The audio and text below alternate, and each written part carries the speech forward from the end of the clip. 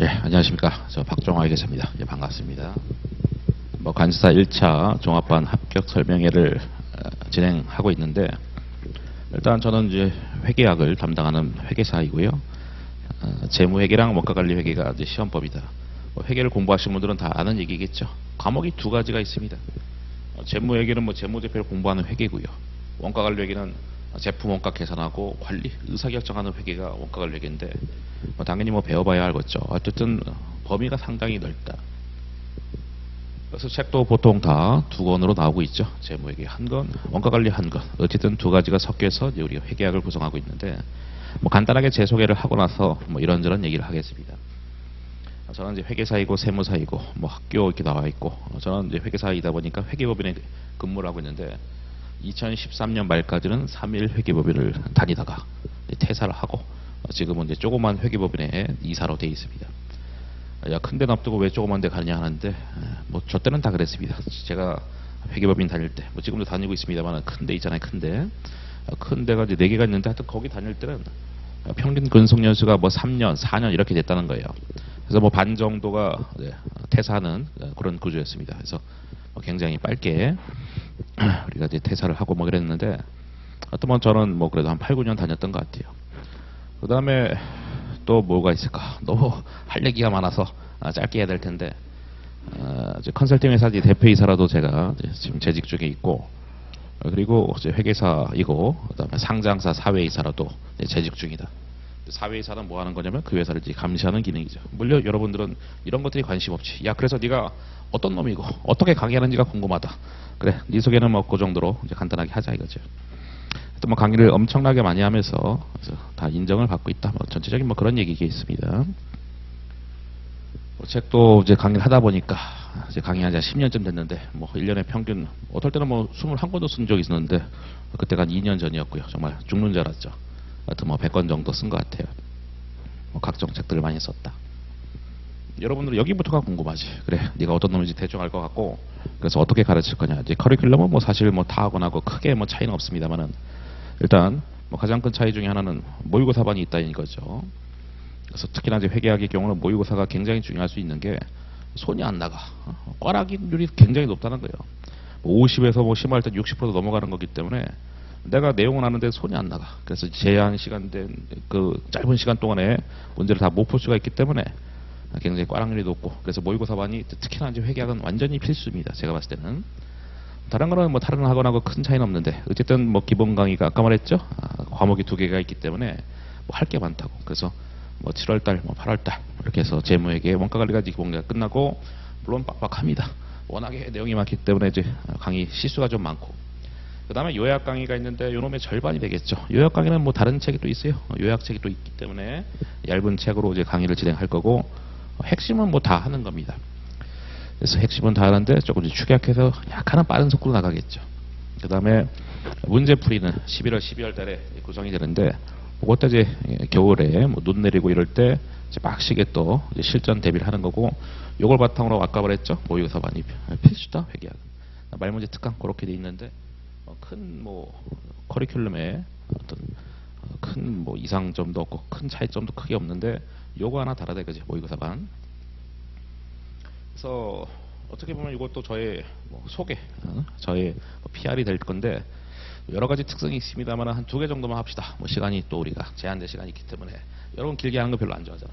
일단 제 책은요, 하나의 예제가 딱 있을 때 시험에 나올 수 있는 모든 것들을 다 담아놨습니다. 그래서 보통 일반적인 회계책은 다음을 회계 처리하시오. 다음에 질문 많아봐야 2개에서 최대 3개인데, 제 책은 질문이 어떨 때는 15개야. 그래서 이제 토 나올 정도로 많죠.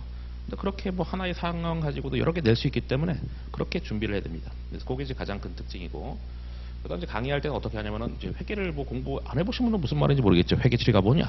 회계를 기록하는 방법이 있는데, 어떤 정형화된 어떤 회계 처리가 있다는 거예요. 근데 회계 처리를 그렇게 안 하고 그림을 통해서 푸는 스킬이 있다.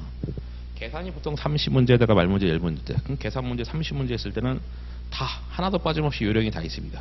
예, 저만의 특징이다라고 볼 수 있고, 그 요령이라는 것은 엄청난 차이점이죠. 다른 강사님하고의. 하여튼 그것이 가장 큰 특징이고, 그 다음 강의 도중에 이거는 출제가 된다 안 된다 다 명확하게 다 알려드릴 것이고, 그리고 이거는 또 60점 이상료, 70점 이상료, 꽈락료 해가지고 다 알려드릴 겁니다. 그렇게 해서 명확하게 여러분한테 설명을 드릴 거예요. 다 강의는 PPT로 또 진행한다. 기타 등등등. 예, 넘어가겠습니다. 너무 많아 내용이. 그래서 내가 써놨지만은 그 살짝 이제 맛만 보자. 그래 네가 아까 뭐 하나의 이제 여러 가지가 있다며 뭐 이런 식으로 간다는 거예요. 야, 4개밖에 없는데 넘겨보세요. 또 있잖아. 이렇게 쭉 해서 하나 예시로서 보여드리겠는데 상황이 하나인데 낼 수 있는 게 그렇게나 많다는 겁니다. 이걸 다 대비한다는 것이죠. 그래서 뭐 책이 뭐 괜찮다 보니까 그래서 우리 뭐 관세 쪽은 아니지만 감정평가사 쪽도 제가 강의를 하는데 거기서도 제 책을 같이 좀 썼으면 안 되겠냐 하면서 3군데서 연락이 왔어. 그래가지고 예, 또 다른 3명이 제 책을 같이 공유해서 총 4명의 강사가 제 책으로 강의할 정도로 뭐 책을 일단 인정받았다. 물론 강의력도 민망하지만 예, 많이 인정을 받았겠죠. 그래서 아까 뭐 그림을 통해서 뭐 한대매, 뭐 일반적인 풀이는 이런 게 이제 회계치라는 거예요. 회계치, 뭐 자변, 대변 쭉 해서 이제 하는 것들인데 그렇게 안 하고 모든 토픽 다 하나도 빠짐없이 전부 다 이런 요령들을 다 알려드릴 겁니다. 남들하고 좀 다르게 제가 가르친다. 그래야 점수가 잘 나오겠죠. 그래서 이거는 뭐 비슷하죠. 재무회계 30에 원가관리 10문제는 이제 그건 진리인데 뭐가 비슷하냐? 말문제가 대략 한 10문제 정도 나옵니다. 계산이 30개 나오고요. 뭐 그거는 뭐 꾸준합니다. 이번 시험에 뭐 총평을 굳이 제가 여기서 설명해서 쭉 하는 건 그렇고 전반적인 하고 싶었던 얘기는 재무회계든 원가관리회계든 최근에 어려워지고 있다. 뭐 그거는 확실한 추세입니다. 감정평가사도 그렇고 우리 지금 관세사도 마찬가지입니다. 어려워지고 있는 것은 그거는 추세입니다. 그래서 제가 새로 2판을 이번에 책을 썼는데 내용을 대폭 집어넣습니다. 왜냐하면 옛날에 안 내던 걸 막 내고 시작하기 때문에 계속적으로. 그래서 야, 뭐 점차적으로 어려워지고 있다. 꽈락률은 근데 원래 높았기 때문에 더 높아지지는 않더라고. 원래 이미 55% 넘어서 꽈락률이. 그렇기 때문에 2명 중에 1명 이상 꽈락 나오기 때문에 더 이상 높진 않고 그래서 55에서 60 정도를 계속 꽈락률을 형성하는 것 같습니다. 예, 뭐 이런 거는 뭐 넘어가시면 되겠죠. 궁금하시면 각자 보시면 되겠고 하여튼 어려워졌다. 회계학 과목의 공부 방법 간단하게 얘기해 보겠습니다. 전체 전업수험생 기준으로 10시간 공부하는데 썼을 때 3시간. 물론 최소입니다. 내가 남들보다 회계학이 조금 뭐 이해력이 떨어져. 그러면은 50% 이상을 해야 됩니다. 그렇죠? 최대 5시간도 필요할 수 있다. 그러니까 10시간 중에서 5시간, 6시간 할 수도 있다는 거죠. 물론 전업투자자 기준으로 봤을 때 그렇다는 거예요. 전업투자자란다. 전업수험생 기준으로. 제가 요즘엔 주식에 좀 빠져가지고 전업투자자라는 헛소리를 해버렸는데 뭐 괜찮지 뭐. 그렇죠? 여러분 졸리는데 잘 됐다. 그 다음에 이해와 암기. 그렇죠? 모든 걸 다 이해할 수 없습니다. 그러니까 제가 강의 때도 얘기합니다. 어차피 어렵기 때문에 반만 이해하자. 나머지는 시간 지나면 다 될 것이다. 그리고 시간 지나면은 어차피 이해 안 되는 것들 나중에 뭐 지하철 타고 가다가 버스 타고 가다가 이해되는 것들이 상당히 많습니다. 그래서 반만 이해하고 나머지는 점차적으로 시간이 해결해 줄 것이다. 범위는 아까 말했죠. 재무회계 30의 원가관리 10문제인데 재무회계가 메인이 되겠죠. 그래서 가끔 가다가 원가관리가 상대적으로 쉽다고 원가관리를 먼저 푸신 분이 있는데 그러다가 이제 망할 수 있습니다. 무조건 메인은 재무회계니까 거기를 어떻게든 우리가 시험장 가서도 먼저 해결해야 되는 겁니다. 그리고 뭐 어떻게 뭐 시험 본다 이런 거는 지금 적절하지 않은 얘기이기 때문에 그 정도 하고 뭐 다른 과목은 모르겠습니다만 회계학은 예습은 전혀 필요 없습니다. 어차피 예습해봐야 못 알아먹습니다. 그러니까 하지 마시고 예습 필수다? 복습 필수다라고 쓴 건데 왜 이렇게 오타가 났는지 모르겠네. 예습은 필수가 아니다. 어떻게 이렇게 오타가 났지? 하여튼 다시 말하면 이제 예습을 할 필요가 없고 복습은 반드시 해야지. 손으로 해야 됩니다. 손으로.